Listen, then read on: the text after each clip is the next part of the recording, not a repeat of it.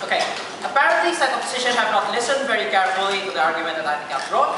We never say that, for example, the judge, as the church hierarchy themselves, must take non-Christians to be imams or something like that. Rather, what we want is that if there is a religiously affiliated public organization accepting government money, then those public organizations must comply with anti-discrimination rules that the government provides members of them. Already the government doesn't give federal grants to churches. The government never provides government money to Catholic Church itself. It's only like where you have Catholic Church or religiously affiliated hospitals that you have to do so. So we are not taking away their private sphere as they talk about. We are not taking away the capability of religious people together with the people that they like best, members of the House.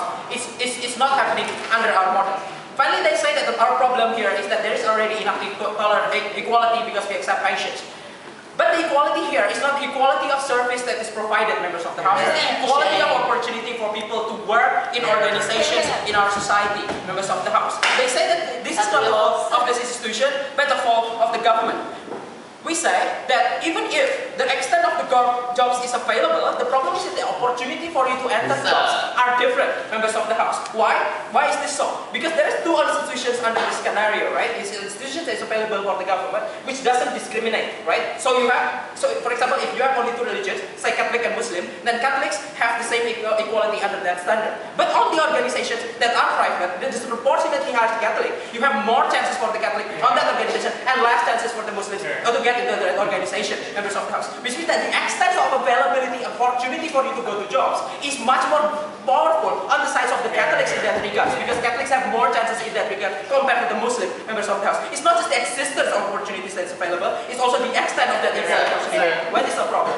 Again. Now the thing is, Mrs. Lee, you are talking about private group. This is the reason why this organization is established, right? If you hate anti-discrimination that much, why don't you just ban all kind of institutions that is related to public religion in the very first place?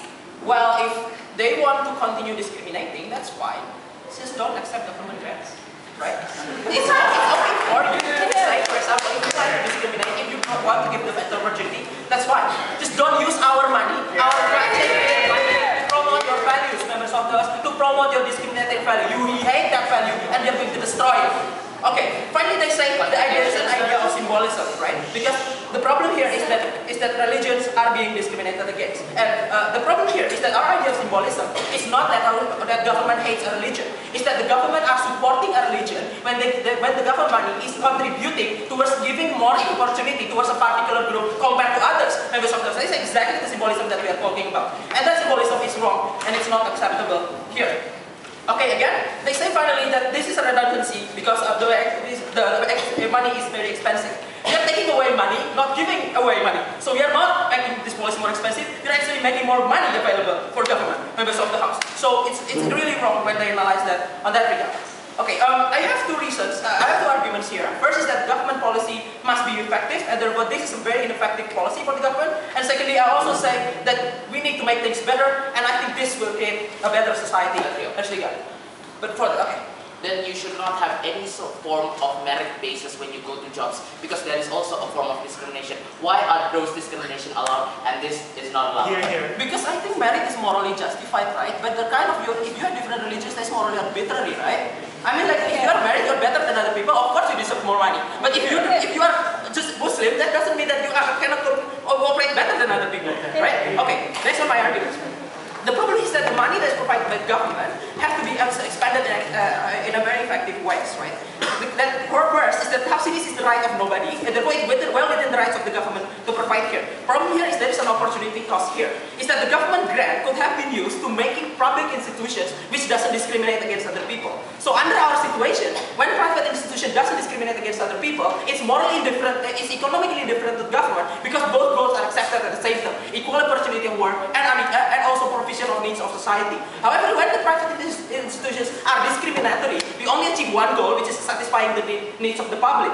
But if the government are doing so, therefore, but if government is creating public institutions in the first place, they can create two goals at the same time, members of that. So, if there is a institution that is discriminating, it's actually inefficient for the government because there is less goals that can be provided by the government under that model. If government want to maximize goals, government should try to engineer, government should prioritize only those private institutions who does not discriminate, therefore providing both goals at the same time, equal opportunity in hiring and also preferring them and also providing for the needs of society.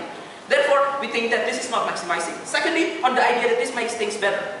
We think that the federal grant is a very important part of the revenue of these organizations, right? This means that organizations are going to follow our policy. But we think, therefore, the government is going to do this. The problem here is there's a problem of self-selection here. If the staff of a particular organization that provide public works are very unlike you, it's very difficult for you to cut. Because the problem here is that often that people are not very sensitive towards your needs if your needs are very specific to religious groups. For example, kosher food have to be provided by a Jew, members of the house. It's also more likely for individuals to know halal food, the requirements of halal, for example, the requirements of vegetarian food for the Buddhists, if you are actually coming from that religion, right? The problem here is that if the staff makeup are entirely Catholic, for instance, in a Catholic university, in a Catholic school or in a Catholic hospital, the problem here is that the staff is less likely to be able to know these things. I already provided two. Thank you. Okay.